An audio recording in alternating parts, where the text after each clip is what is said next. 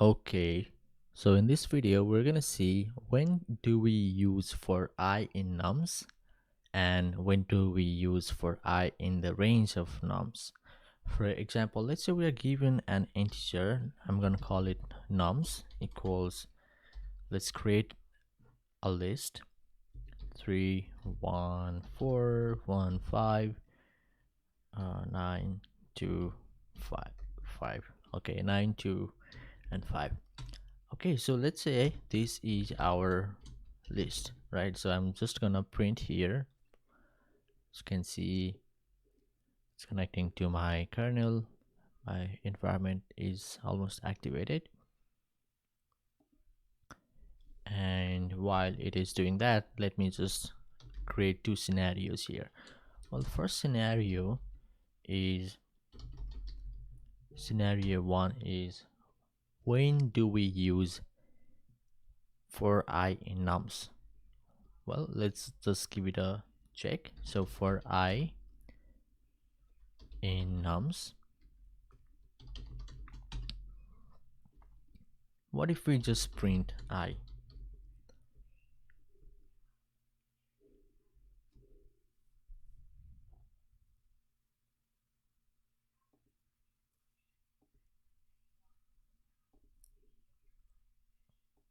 Okay, so we printed I, and let's create scenario 2 for I in range of length of the nums.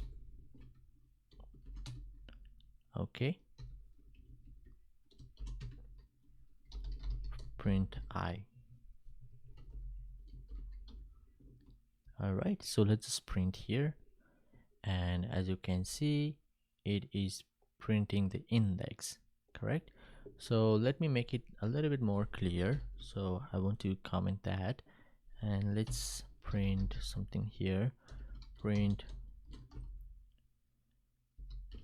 scenario 1, and here I'm going to print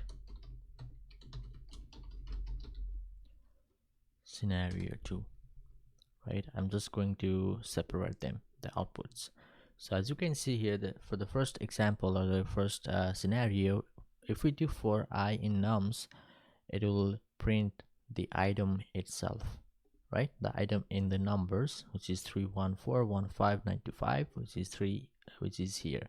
But if we do for I in range of length of nums and we print it, it is printing the index. So quite literally, what we can conclude is, well, basically when we do for I in nums, right? So when we do this, so this means, this is basically telling us, well, for item in nums, right? But if we do for I in range of length of nums, right? So this is telling us for index in range of length of nums. So it is taking care of the index. Whenever we do range of length of nums, that is taking care of the index. We are trying to set the index of each item in the numbers when you do range. But when you do for I in numbers, we mean to do for an item in the numbers. As you can see here, one more time we can recall and see that the numbers are printed for the first iteration, and the second iteration prints the index, right? So if we modify this, we could also modify as for item in nums and print item, right? But if we go here, we're trying to print the index, correct? So that would be IDX. All right, so let's try one more time. Yeah, it's printing the same thing. And over here, okay, so that is our conclusion, and I hope it is helpful, especially in the beginning. If you are trying to make sense of how for loop is working, this will help you out. Thanks for watching. I'll see you in the next one.